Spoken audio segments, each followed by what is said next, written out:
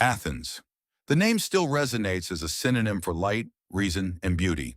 The columns of the Parthenon, raised toward the sky as if to defy the gods, continue to attract millions of visitors every year. Speeches on justice were declaimed there.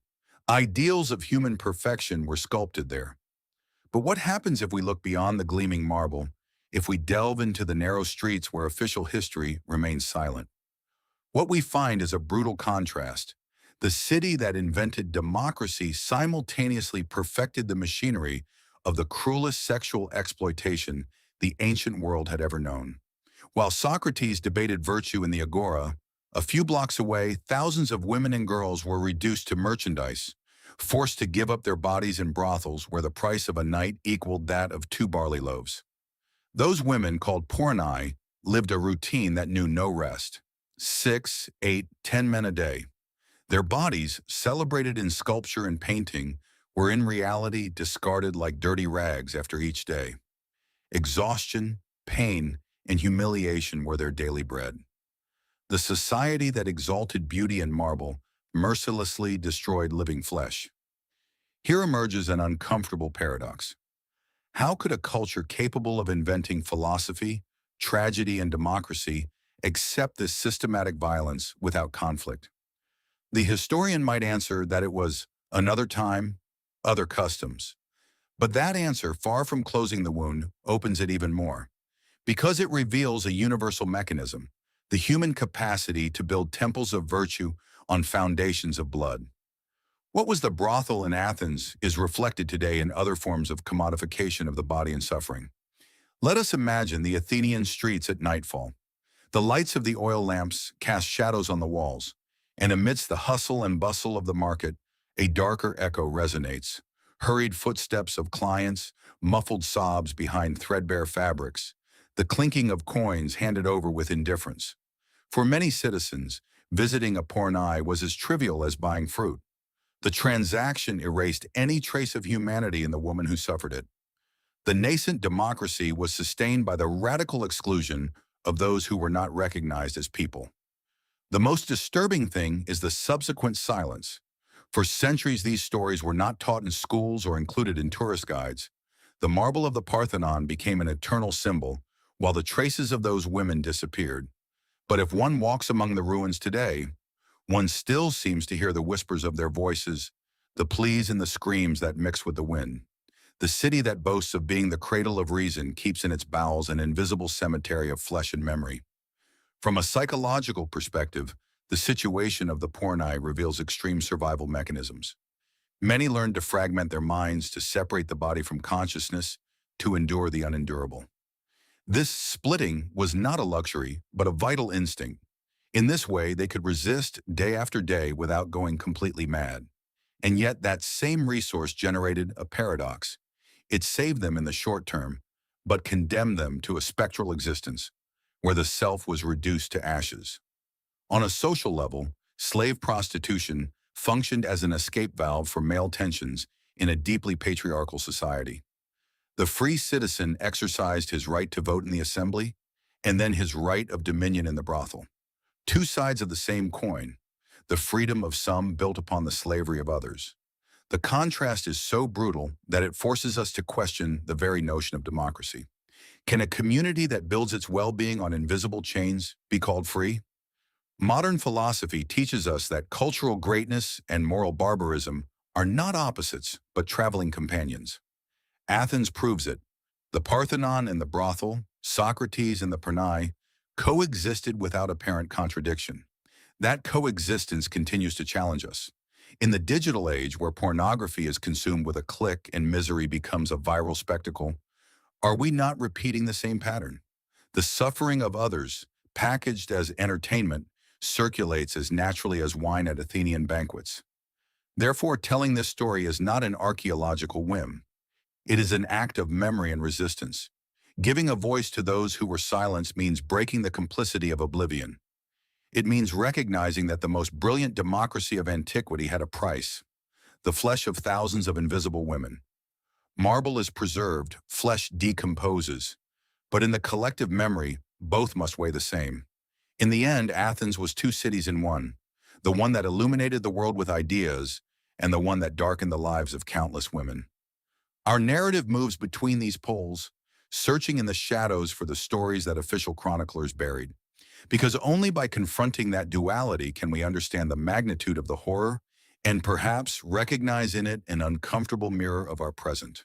In the heart of Athens, next to the markets where olives, ceramics, and weapons were sold, existed another much more sinister market, that of human bodies. Objects were not negotiated there, but destinies. Girls of 10 or 13 years old, torn from their homes or bought from foreign merchants, were exhibited as merchandise.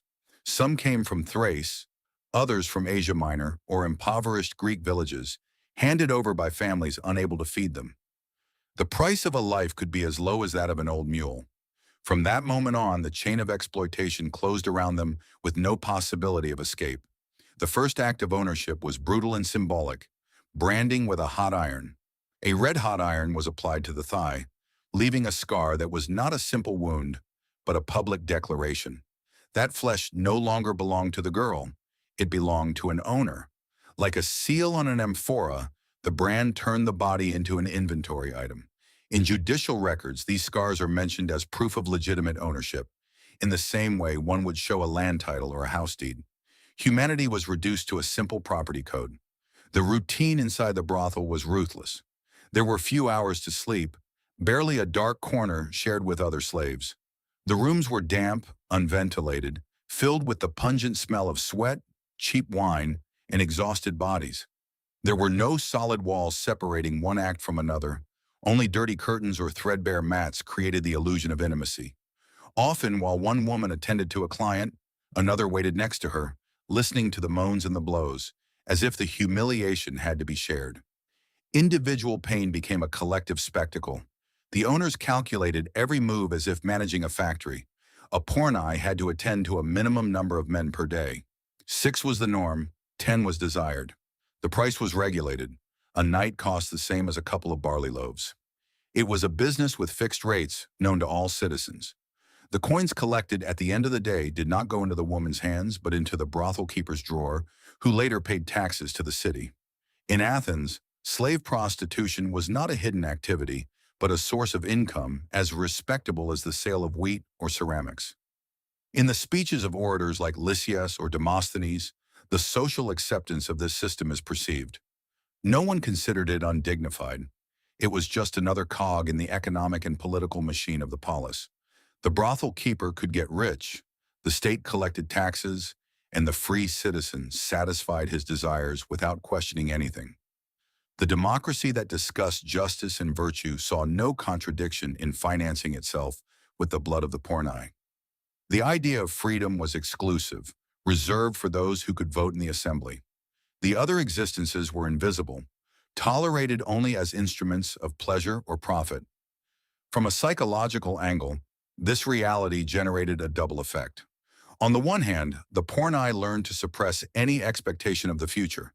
She lived in a continuous present of wear and tear, where every day was identical to the previous one. On the other, the entire society built a wall of indifference. Clients could look at a branded, exhausted, and still bleeding woman and feel no compassion whatsoever. The objectification was total. The brand on the thigh was also a mark on the collective conscience. It taught them to see the female body not as a subject, but as an object, as a disposable tool. If we observe with modern eyes, this system is not as alien as it seems. In human trafficking today, in the forced prostitution of migrant girls, or in clandestine camps of sexual exploitation, the same patterns are repeated: uprooting, branding, no longer with iron, but with tattoos or forged documents, unpayable debt, and absolute control. The difference is technological, not ethical. Athens did not invent exploitation. It only institutionalized it with a level of coldness that still makes us shudder. A testimony reconstructed from inscriptions and chronicles suggests that even the women themselves internalized their condition as an inevitable destiny. One of them, engraved on a tablet, left written, "I have no name, I am what they bought." That phrase summarizes the most radical violence: the denial of the self. When identity disappears and only commercial value remains, the person no longer exists, only the product. The marble of the Parthenon may have been financed in part by the taxes collected from these brothels. Thus, every perfect column silently guards the shadow of a body branded with a hot iron. Remembering this is not destroying the glory of Athens, but seeing it in all its complexity, a city of philosophers and playwrights, but also of executioners disguised as businessmen, a cradle of democracy that defined its greatness by excluding thousands of voices that could never speak. In that paradox beats the darkest truth of history. Civilization does not eliminate barbarism, it organizes it. Athens did not hide its brothels, it regulated them. And in that regulation, in that precise machinery, we see the coldest face of violence. When it becomes routine, when it transforms into a statistic, when a hot iron replaces a name, refusing in an Athenian brothel was not an option.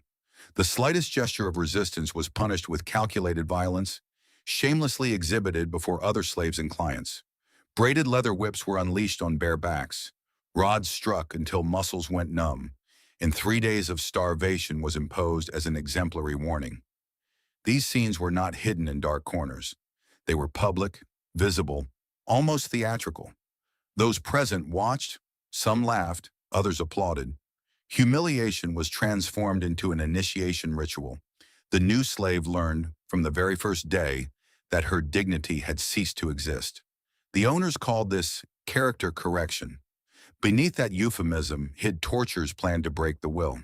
They tied the women to stone posts in the courtyards, forcing them to endure the winter in soaked clothes or the scorching summer without a drop of water. They loaded them with impossible weights until their knees gave out.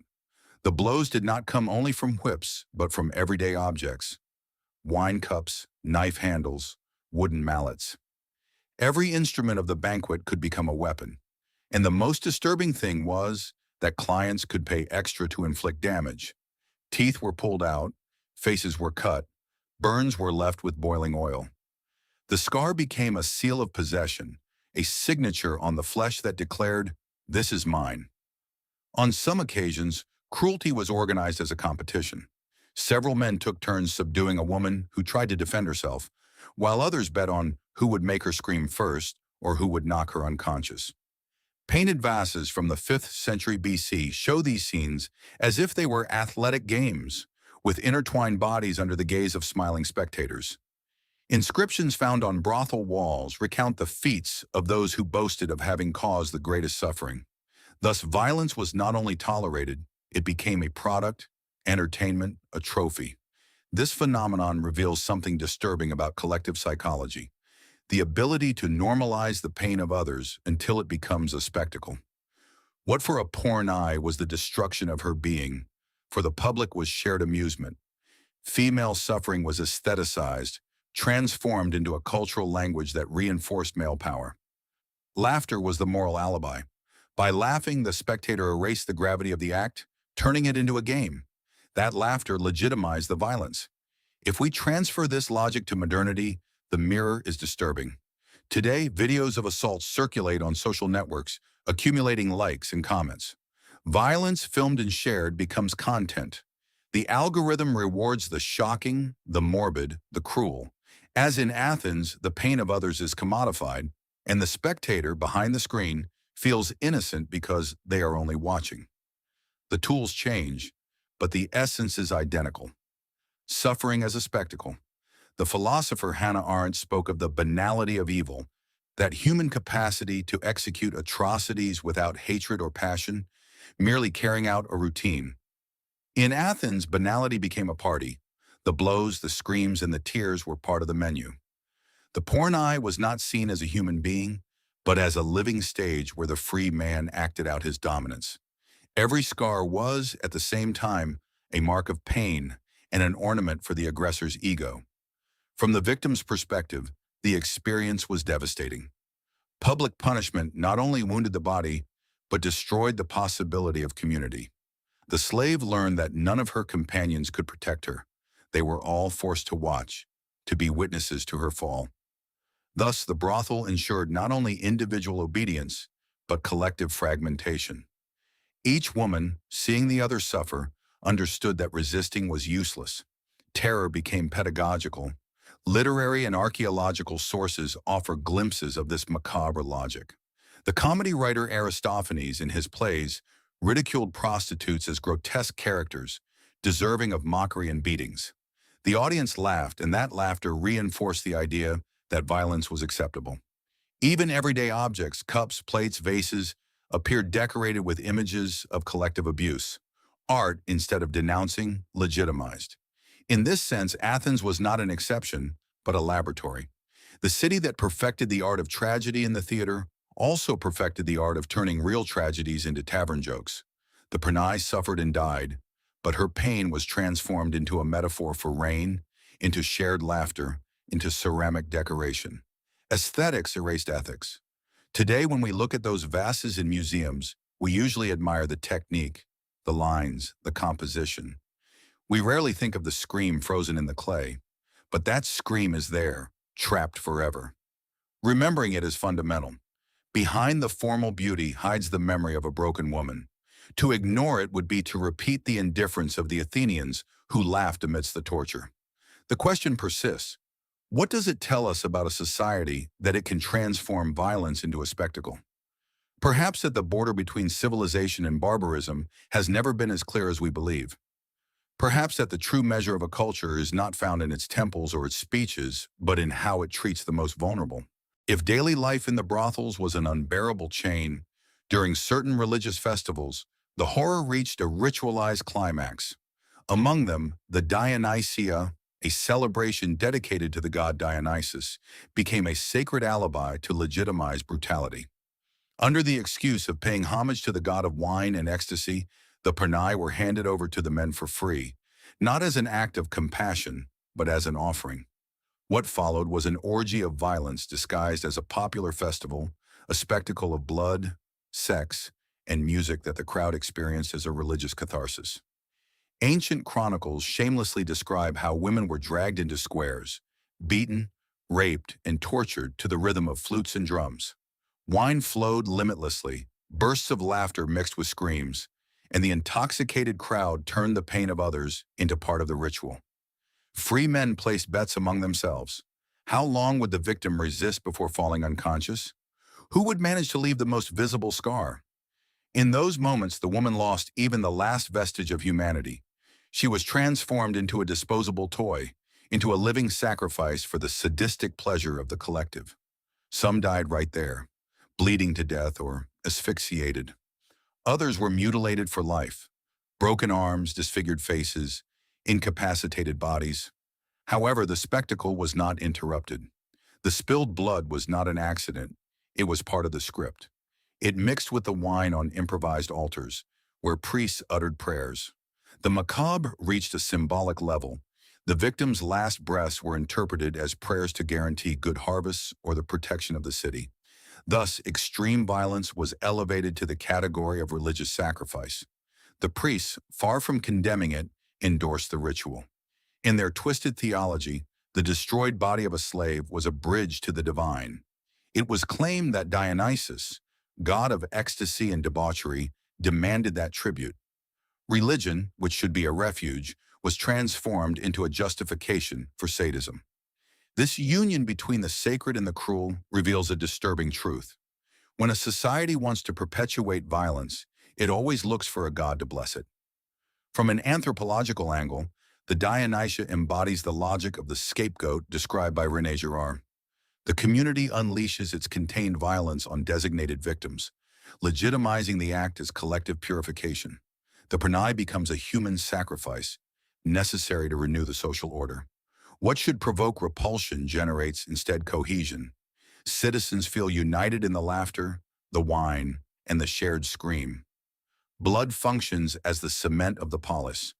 If we look to the present, the similarity with certain contemporary mechanisms is disturbing. In contexts of war, lynchings, or mass spectacles of violence, the crowd experiences the same sense of belonging. The pain of a few, or of just one, becomes a catharsis for many. On social networks, videos of humiliation or abuse circulate as collective entertainment. And digital laughter fulfills the same function as flute music in ancient Athens, to anesthetize the conscience. The psychological impact on the victims was devastating. Many, upon surviving, carried irreparable physical consequences and a trauma impossible to name.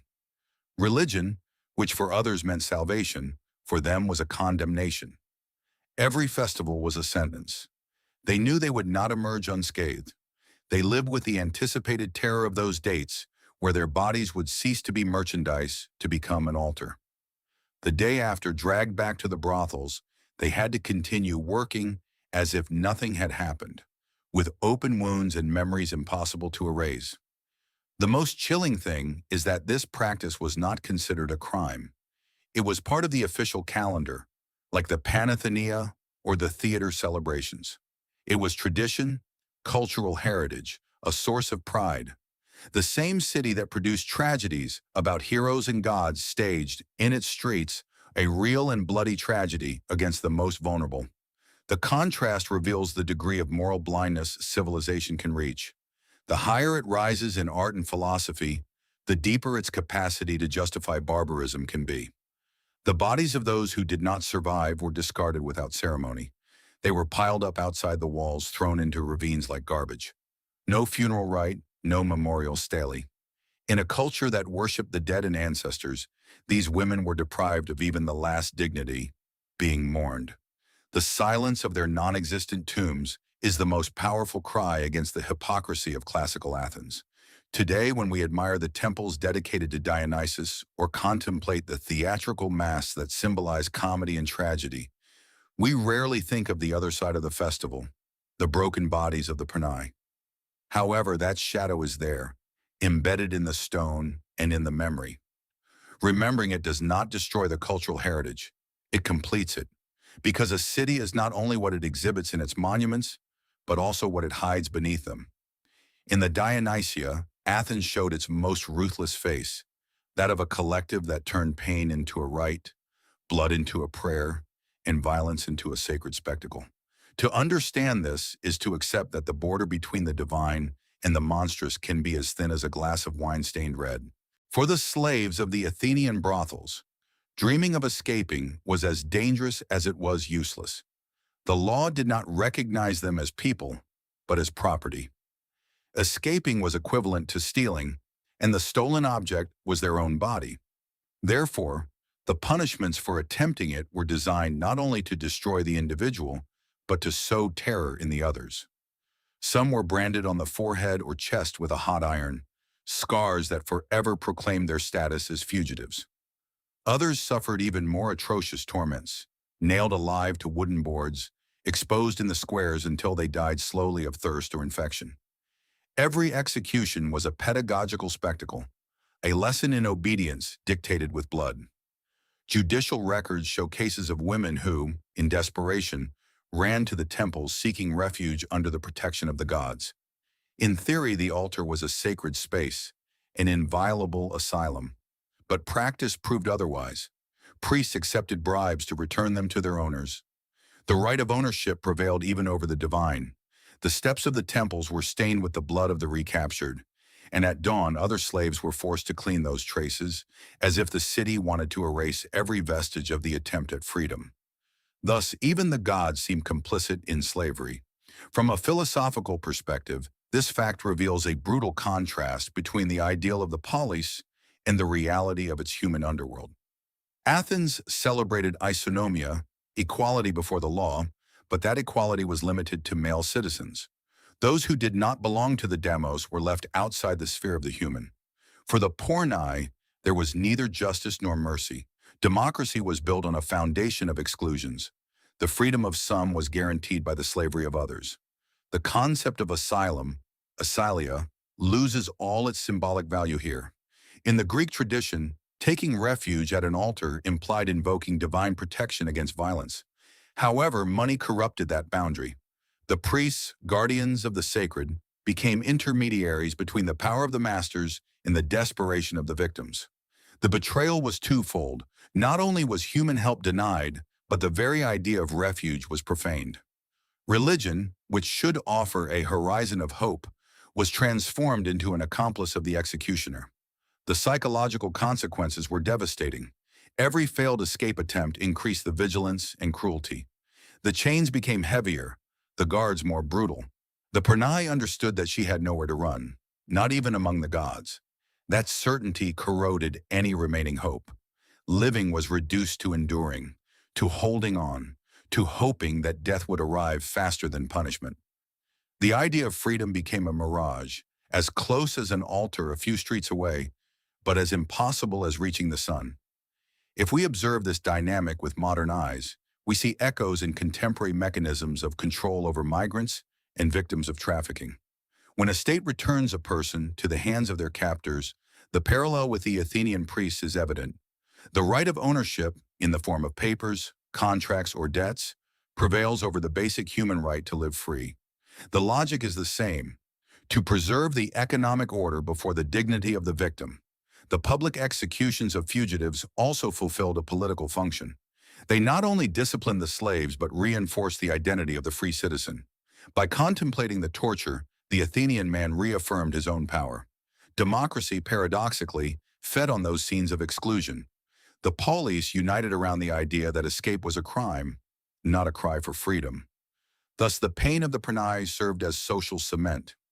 A disturbing detail is that, in some cases, escape attempts were narrated in courts as proof of ingratitude. The owners argued that they had fed and clothed the slave, and that she, instead of being grateful, tried to flee. That discourse inverted the logic. The victim became the guilty party, the oppressor the benefactor. A rhetoric that still resonates today in justifications of modern exploitation. We give them work, we give them a roof. In Athens, as in our present, language was a weapon of control.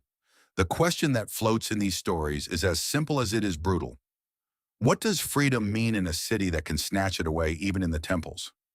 The Athens that taught the world to reason about justice systematically denied justice to the most vulnerable.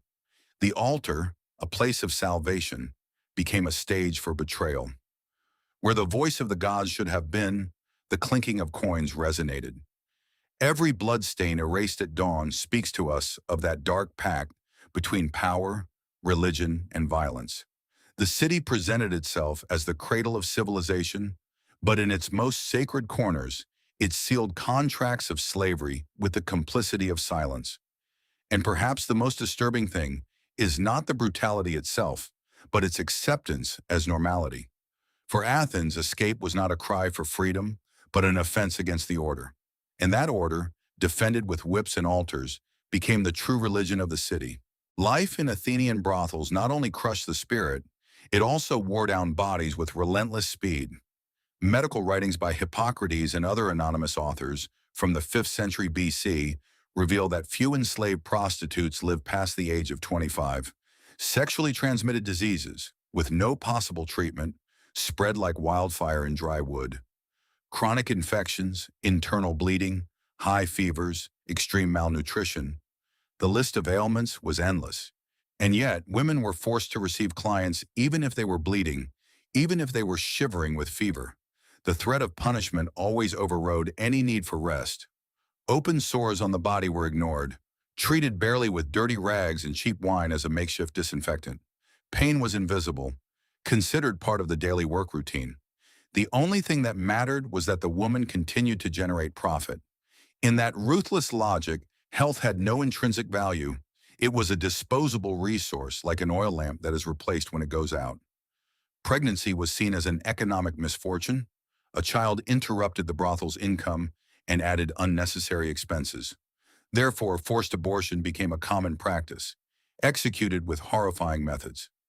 Women were forced to drink poisonous concoctions of toxic herbs, endure violent blows to the abdomen, or lift colossal weights until their bodies collapsed. Some ancient medical texts describe the use of boiling oil or the insertion of sharp sticks into the uterus. These procedures, far from being exceptions, were part of the brothel's daily manual. Death from hemorrhage or infection was frequent, and the victim's body ended up thrown into a ravine, without a grave, without a name. If the pregnancy reached term, childbirth occurred on the same mats where clients were serviced, without midwives, without medicine, without hygiene. The exhausted mother gave birth amidst the filth, surrounded by other enslaved women watching in fear. Newborns, most of the time, did not survive. And when they did, infanticide was commonplace. Many mothers, aware of the fate awaiting their children, chose to suffocate them with their own hands, convinced that death was a gift compared to a life of slavery. Archaeology has revealed chilling remains, tiny baby bones found in drains and garbage dumps near ancient brothels. These findings are silent testimony to a tragedy repeated thousands of times. For the owners, the murder of a newborn was not a crime, but a practical measure. A slave's child meant a loss of working days and food expenses, nothing more. Thus, the brothel's economy dictated even the life or death of the innocent. From a cultural perspective, the female body was seen as a mere cog in the machinery of production. Greek philosophy, which so celebrated reason and beauty, rarely dedicated words to enslaved motherhood. The womb of the pornai was a space of conflict, too fertile to ignore, too costly to allow to flourish. The result was an endless series of forced abortions, childbirths in subhuman conditions, and normalized infanticides. The psychological impact on the women was devastating. Living with the memory of a dead child, carrying the guilt of having lost or killed them, plunged them into a state of perpetual grief. Many became apathetic, unable to cry or protest. It was a defense mechanism. If they felt nothing, they could survive another day. But that emotional anesthesia was also a form of living death. Compared to the present, the echo is unsettling. Today, in human trafficking networks, many women are forced to undergo clandestine abortions so as not to interrupt the business. The same economic logic that governed Athens remains in effect. The woman's body as an exploitable resource, her motherhood as an inconvenience. What changes is the technique, not the essence. The same disregard for life reappears, disguised as modernity. The most disturbing aspect is that Athenian society saw no contradiction in this brutality. The same culture that wrote hymns to the fertility of the earth destroyed the fertility of the human body when it was not profitable. Sacrifices were offered on altars to pray for good harvests, while wombs were sacrificed in brothels to protect profits. The parallel is brutal. The earth was meant to bear fruit, the woman was not. In the end, life in the brothels turned the body into a mill that ground until it broke. Each day ground away a little more flesh, blood, and hope. When the body was exhausted, it was thrown away like a broken tool.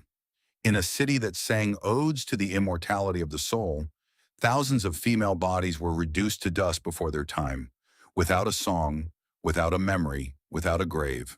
The echo of those infant bones found in sewers remains an uncompromising reminder. Beneath the marble of the Parthenon and the rhetoric of philosophy, there is an underworld of blood and silence. Remembering it is an act of justice.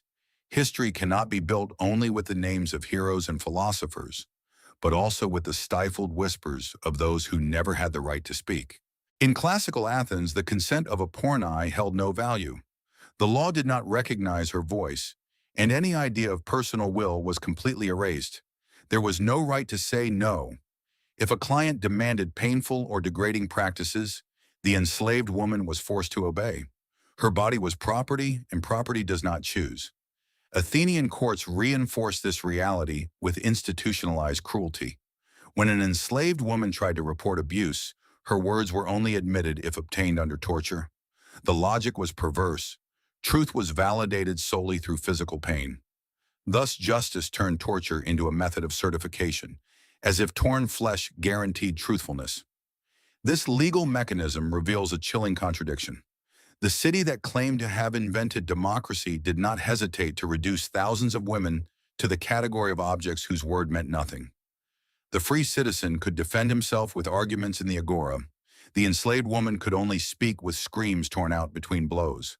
The contrast between the exaltation of rhetoric and the denial of the female voice shows the moral fracture of Athens. Reason was a privilege, not a universal right. Added to this oppression was an invisible but relentless chain: debt. Owners imposed fictitious expenses on their slaves. Food, clothing, even the miserable space where they slept were charged at exorbitant prices, sums that grew with abusive interest rates. Every workday, instead of bringing freedom closer, increased the debt. It was a calculated trap. The brothel generated an eternal cycle of exploitation, where escape was impossible. The women lived with the illusion that someday they could pay for their freedom, but the accounts were designed so they would never be settled. Debt became an instrument of control, as effective as physical chains. While the whip disciplined the body, debt disciplined the mind. The pornai internalized the idea that she had to work harder to free herself, even though in reality every effort sank her deeper into slavery. It was a form of psychological torture that turned hope into a tool of domination. Athenian political philosophy rarely mentioned this mechanism. The speeches of Demosthenes, for example, spoke of the need for taxes for the well-being of the city, but omitted that a portion of those funds came from the very unpayable debts that suffocated women. The polis prospered thanks to a financial machinery based on suffering. Democracy presented itself as a guarantor of freedom, while in its basement, techniques of economic slavery were perfected. From a contemporary angle, this dynamic is unsettlingly familiar. In today's world, millions of people trapped in labor or sexual exploitation networks are subjected to the same logic of infinite debt. Forged documents, impossible interest rates, endless payments for room and board. The strategies have not changed. What in Athens was a tablet with figures, today is a contract signed in incomprehensible languages or a debt imposed by traffickers. The invisible chain of debt remains, centuries later, one of the most effective forms of slavery. The psychological impact was devastating. Living with the knowledge that every blow, every rape, every coin handed over to the brothel keeper did not bring freedom closer, but pushed it further away, destroyed any sense of purpose. Many enslaved women fell into absolute resignation, unable to distinguish between resistance and submission. That resignation was, for the owners, the ultimate victory. A slave who no longer dreamed of escaping was a useful slave. The brutality even reached the cultural sphere. In comedies and poems, prostitutes were ridiculed as vulgar figures, associated with laughter and contempt. This public representation legitimized private violence. The entire society collaborated in the degradation. The courts that tortured them, the brothel keepers who indebted them, the poets who ridiculed them, and the citizens who consumed them. It was a network of total complicity where pain was transformed into a joke, in suffering into a routine. An anonymous account preserved in fragments mentions a woman who, after 20 years of service, still owed the same amount as on her first day. She had lost her youth, her health, her teeth, but she had not gained her freedom. That anecdote, repeated over and over, reflects the essence of the system. Endless exploitation, debt as a life sentence. When contemplating this panorama, the question inevitably arises: what difference is there between iron chains and chains of debt? Both immobilize, both destroy, both kill in life. Athens, with its rhetoric of freedom, perfected a more sophisticated method of slavery, one that presented itself as a promise of redemption, but was in reality a trap of despair. Ultimately, the pornai lived between two tortures: the physical, visible one, with whips and blows, and the economic, invisible one, with figures and debts. Together, they formed a perfect machinery of domination. Thus, the city that taught the world to reason about justice built a system where injustice was legalized and torture was normalized. On rare occasions, an enslaved woman managed to ascend the brutal hierarchy of Athenian brothels. It was not a true ascent, but an illusion wrapped in silk. Sometimes the owner or a powerful client chose a woman as his favorite. From the outside, it looked like a privilege. A private room, dresses of fine linen or imported silk, gleaming bracelets, more abundant and better quality meals. Compared to the misery of the others, that life might seem like paradise. But in reality, it was another form of prison, a gilded cage where every movement remained controlled and every gesture depended on the protector's mood. The favorite lived under a regime of constant surveillance. Although she enjoyed more space and better clothes, she could not make her own decisions. Her days were organized according to the whims of the man who kept her. A misinterpreted smile, a word considered insolent, could end her apparent fortune from one moment to the next. Then she would return to the common brothel, or worse, be publicly punished as a warning. The fall from the gilded cage was immediate and devastating. Historical records mention a disturbing habit among powerful men, giving their favorite to a distinguished friend as a gift, as if she were a rare wine or a precious statue. The gesture was not seen as degrading, but as a sign of generosity. For the woman, it meant losing overnight the relative security she had achieved. Her body was a currency of courtesy, a prestige gift among elite males. Thus, even at the top of the pyramid of servitude, her life remained interchangeable, negotiable, disposable. From a psychological perspective, the favorite lived in a state of constant anxiety. The luxury surrounding her did not erase the fear. On the contrary, it intensified it. The higher she was on the ladder, the stronger the terror of falling. Every gift, a gold necklace, a silver cup, was a reminder that she was not her own master. Absolute dependence undermined her identity, trapping her in an impossible contradiction, enjoying a privilege that was actually another face of slavery. If we compare these dynamics with the figure of the hetairai, high-ranking courtesans who enjoyed a certain independence, the difference is revealing.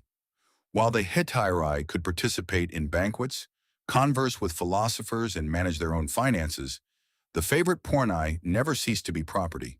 They had no public voice. They could not negotiate.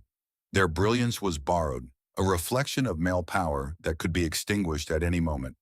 The gilded cage was, deep down, more deceptive than iron chains, because it disguised oppression with appearances of luxury. An account preserved in fragmentary sources tells the case of an enslaved woman who became the favorite of an Athenian general. For months she lived surrounded by exotic fabrics, imported perfumes, and banquets. But one day, after a simple misunderstanding at a party, the general gave her as a gift to an ally. The woman was moved to another house, and her former protector never mentioned her again. For the elite, the gesture was diplomatic courtesy. For her, it meant the abrupt end of her fragile stability. That episode shows the crudeness of the system. Even the highest possible honor for a pornai could evaporate in a single night. In cultural terms, these favorites became ambiguous symbols. On the one hand, they represented a man's power to display wealth and generosity. On the other, they were silent reminders that no enslaved woman was safe, not even at the highest levels of the hierarchy. The gilded cage served as propaganda.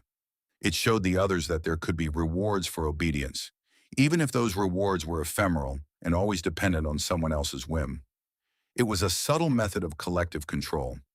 If we look at it from a modern perspective, we find unsettling parallels in the relationships of emotional and economic dependence hidden beneath the guise of luxury.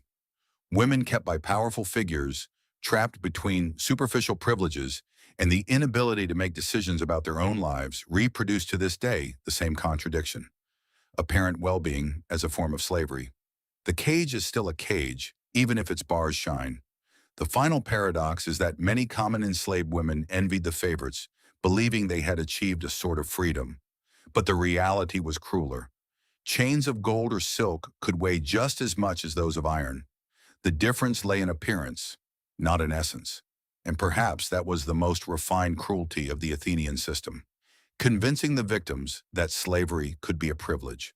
In the silent stones of Athens, no traces of those gilded cages remain. Only fragments of stories and scattered illusions allow us to reconstruct the illusion of freedom that enclosed new forms of dependence. Remembering them is remembering that power knows how to disguise itself, that domination can adopt luxurious garments, and that, ultimately, any privilege granted from oppression remains oppression. The final fate of the pornai, both the common enslaved women and the favorites in their gilded cages, was almost always the same: a nameless death and absolute oblivion. When their bodies no longer produced profit, due to illness, old age, or simple wear and tear, they were discarded like broken objects. They rarely received a dignified burial. The usual practice was to throw them beyond the city walls, into ravines, into unmarked graves, mixed with garbage and pottery shards. The culture that revered funerary rituals and erected steles to honor the dead denied these women even that final rite. Modern archaeologists have found unsettling evidence: female skeletal remains buried alongside domestic waste, skull fragments mixed with broken amphorae. These findings confirm what the texts barely hint at. Athenian society considered enslaved prostitutes as disposable as the objects broken at a banquet. The immortality of the Parthenon's marble contrasted with the fragility of their forgotten bodies. The paradox is brutal. Classical Athens, which wrote epics to immortalize heroes and sang tragedies to explore human destiny, chose to erase thousands of women from its memory. No poet dedicated verses to their suffering. No tragedy was performed in the theater of Dionysus to give voice to their screams. The culture that elevated empathy as a supreme art also perfected the art of ignoring the pain of those it considered unworthy of compassion. But the oblivion was not an accident. It was a political and cultural decision. Enslaved prostitution was not a marginal phenomenon. It was a silent pillar of the economy. The taxes collected in the brothels filled the city's coffers. That money financed temples, theaters, and monuments that we still admire today. The marble of the Parthenon, an eternal symbol of beauty, may have been paid for in part with the blood of these women. Athens built its glory on their exploitation and then erased all traces to protect the heroic narrative of its greatness. Even in the artistic sphere, female pain was transformed into an object of mockery or decoration. Comedies ridiculed prostitutes, reducing them to vulgar characters who deserved beatings and humiliation. The audience laughed, and that laughter served as a collective legitimization of cruelty. Private vases and cups depicted scenes of rape or torture as simple ornamental motifs. What was actually a tragedy became an adornment, entertainment, a symbol of prestige. Aesthetics erased ethics. The cultural strategy was clear: transform tragedy into comedy and suffering into ornament to neutralize empathy. Thus, the city could maintain its image as an exemplary civilization while perpetuating violence. That aesthetic normalization has unsettling echoes today. Today, violence is aestheticized in the media, in audiovisual productions that turn real pain into consumable spectacle. The mechanism is the same: beautifying the atrocious to make it tolerable. The most devastating consequence was historical invisibility. While the names of Socrates, Pericles, or Phidias survived for centuries, those of the porni disappeared completely. Their lives were reduced to anonymous statistics, to scars on forgotten bones. The true horror was not only the violence suffered, but the conscious decision to erase their memory. Democratic Athens ensured that its cultural achievements shone without a shadow, hiding the blood that sustained them. From an ethical standpoint, this omission challenges us today. What current narratives are we building that leave out the most vulnerable? What monuments, what technological or artistic advances rest on the silent exploitation of those who will never be named? The story of the porni reminds us that cultural greatness always comes at a cost, and that forgetting those who pay it is to repeat the injustice. Let us imagine the final scene. At nightfall, the bodies of exhausted women are thrown beyond the walls. No one prays, no one sings, no one lays flowers. In the silence of the ravine, their memory fades. Meanwhile, in the agora, an orator proclaims the eternal values of democracy. That contrast is the deepest wound: public glory built on private corpses. Remembering these women is not a morbid exercise, but an act of resistance against oblivion. Naming them, even if their names have been lost, is to restore to them part of the dignity they were denied. Every bone found in a sewer, every scar described in a text, is testimony to an uncomfortable truth. The Athens that illuminated the world with philosophy and art also perfected the machinery of sexual exploitation and historical silence. The marble still shines, but beneath its foundations beats a dull echo of silenced voices. That echo demands that we listen, because only then can we understand that civilization is not measured by its temples, but by how it treated those who had no voice.